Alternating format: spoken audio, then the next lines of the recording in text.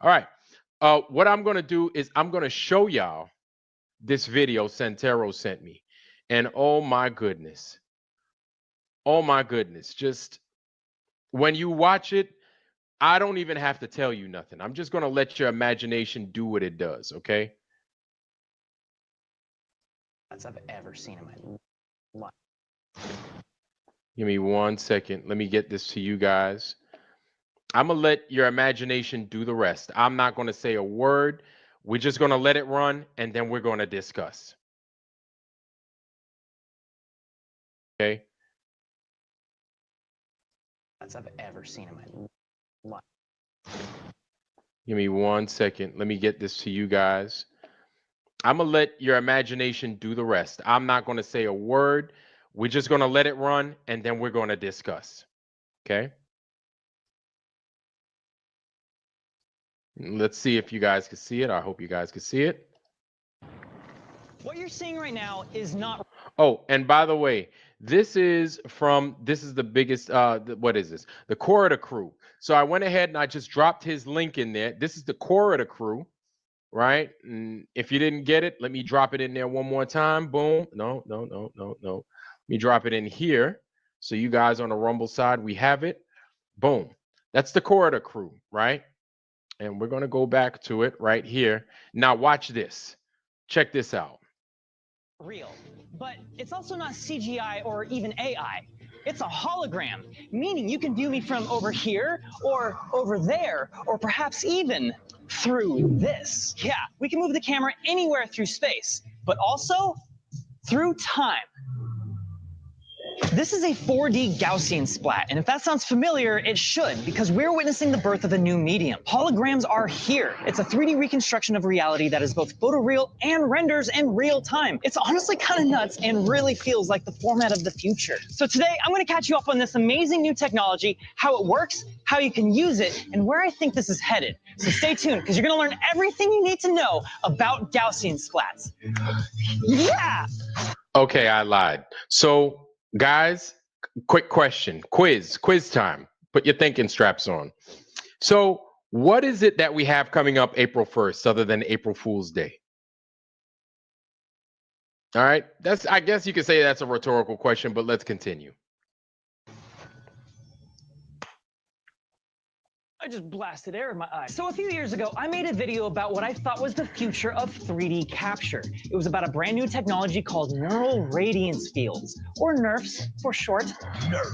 I was incredibly excited about this because for the first time ever, it was possible to capture a 3D scene that looked photoreal out of the box without the tedious levels of work it used to require. And that was a big deal. In fact, I even got to use NeRFs to make a NeRF commercial with Luka Doncic. Yes, that NeRF, and yes, that Luka, the basketball superstar. Name drop. By using NeRFs, I could combine photorealistic capture with digital animation to create something I couldn't achieve using only one or the other, which is amazing. I was convinced this was the future, but alas, they were too slow to process. They couldn't be edited. They were simply too hard to use, and so the industry did not adopt them. Less than a year after my original video came out, NeRFs were abandoned, because they had been replaced with something better. Enter Gaussian splats. And yes, it's pronounced Gaussian, not Gaussian. I'm not mispronouncing it just to be funny. On a fundamental level, there's not... So you see all this that's going on? You see all of this that's going on? Now, when somebody tells you, well, we saw it on TV, or we saw this on this screen, or we saw it on the news, or we saw it on this world news tonight. Yo, this is what we have in front of us, but let's continue. I don't want to steal this dude's thunder. Really much difference between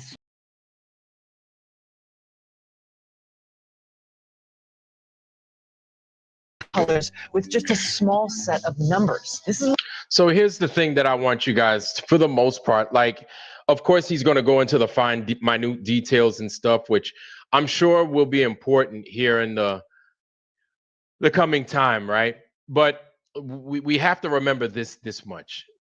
Hold on, let's get me up on here real quick. This much we have to remember is that these guys are going to go ahead and they're going to say that this Gaussian splat thing is only for entertainment purposes, educational purposes, this one, that one, the third. But what a lot of us, I want us to remember is this Gaussian splat stuff, or this way of viewing things and then showing it to everybody else. How long has science had this? Anytime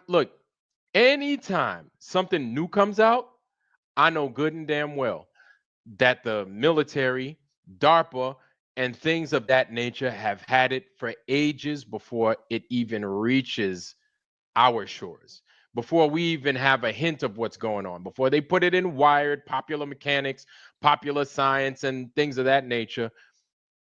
The military has it. Everybody in the military has it before we get it, or the government has it. And then it goes in levels. My thing is, what are they going to use with this thing? You think it's just going to be for Hollywood? You think it's just going to be for entertainment, TV shows? Hell, they might even give us a version. I think now with this being on this guy's show or this guy's thing, you could probably buy a version of it so you could use it in your house, right? I'm sure if I go to one of those places like the CIA headquarters or Office of Naval Intelligence, Naval Research Laboratory, and stuff like that, they would have a version of this that I'd be able to use, right? And then basically do the same things that this guy knows how to do, but he probably knows how to, he probably knows how to finesse it and stuff. But